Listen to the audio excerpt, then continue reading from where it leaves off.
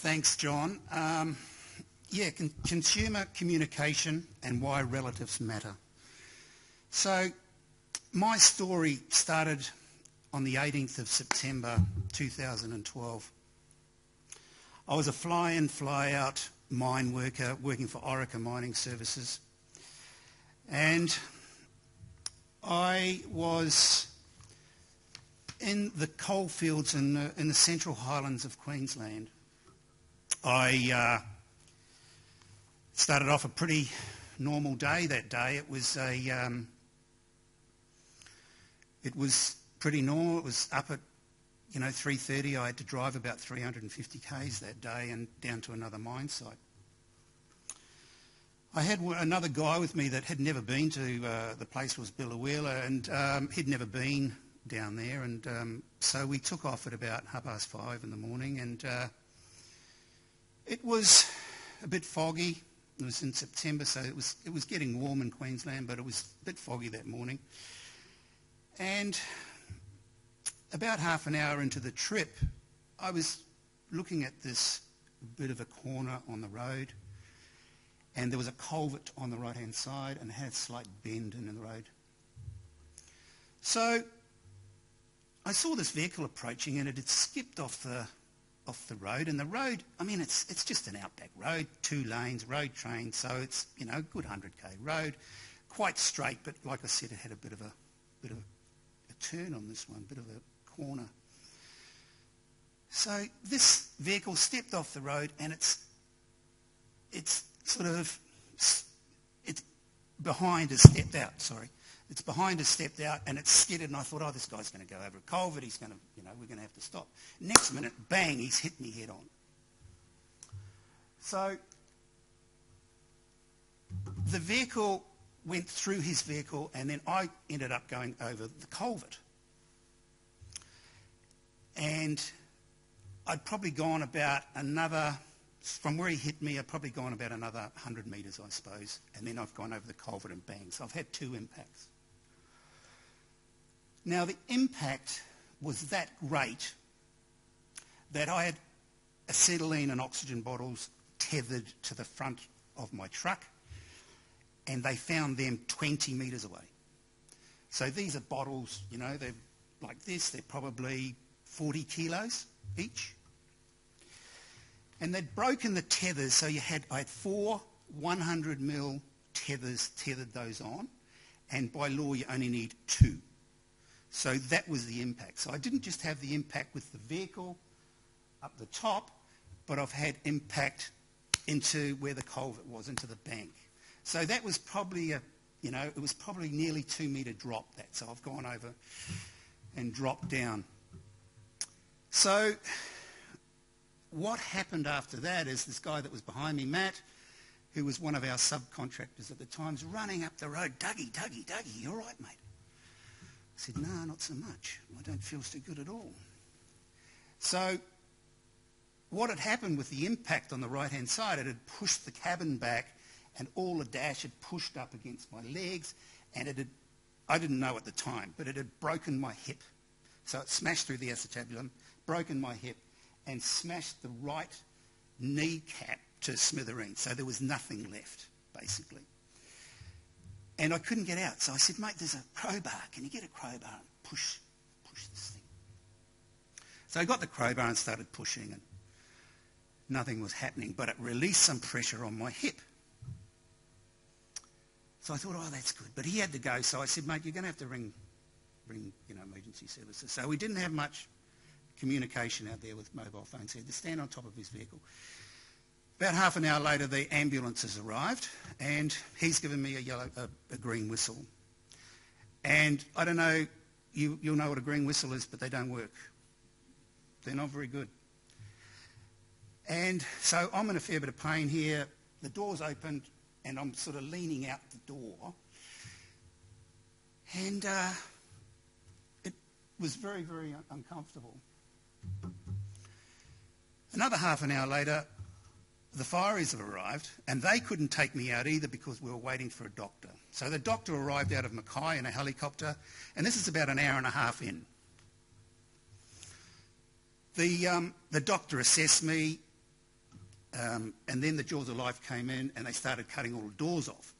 Well, because I'm part of the vehicle, every time they snip the door off, I don't know whether you know what it's like, but there's a big bang. And that whole jarring was going through my head.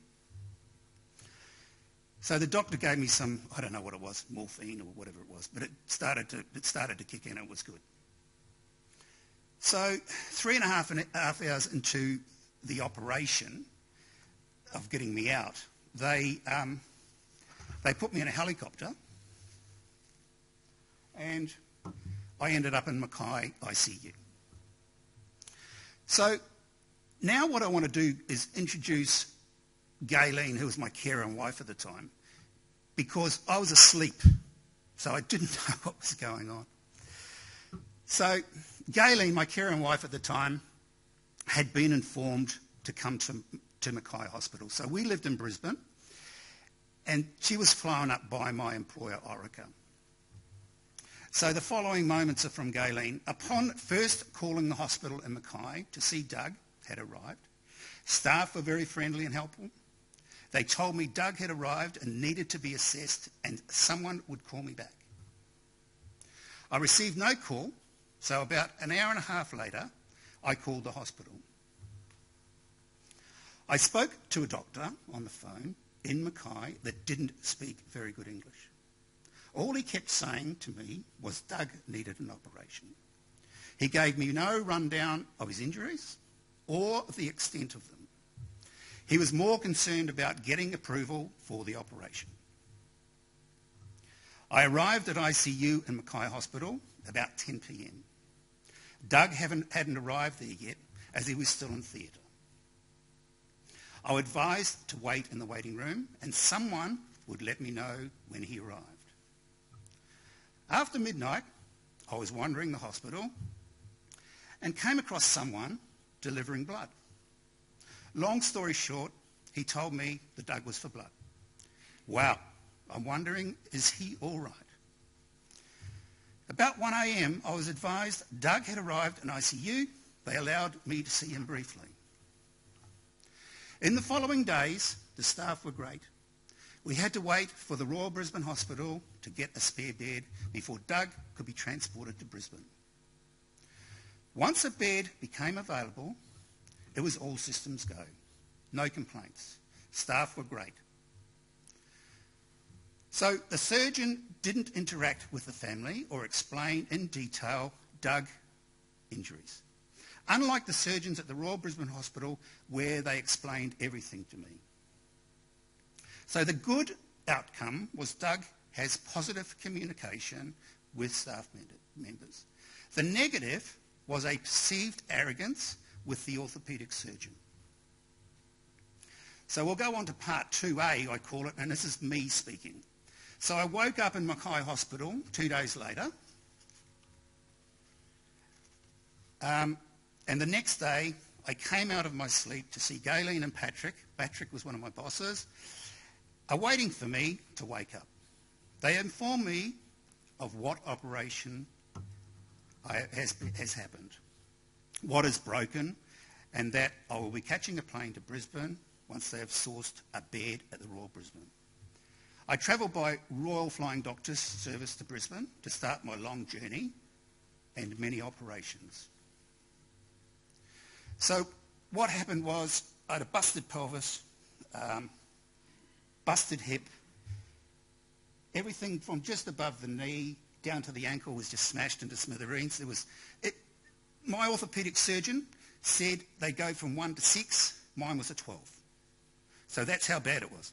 They should have actually amputated it, but they wanted to see if they could fix it. So today I've got a complete knee, it's a hinged knee, I've got a replaced hip, the right ankle has been fused basically, and then the left ankle has just got a big rod in it, and I've got my sacrum, so there's a big long screw about that long.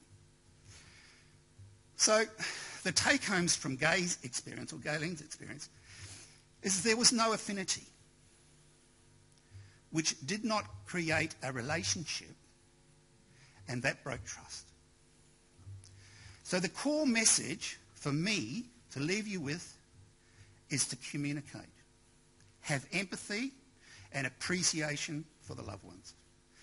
The loved ones are the ones that make the decisions.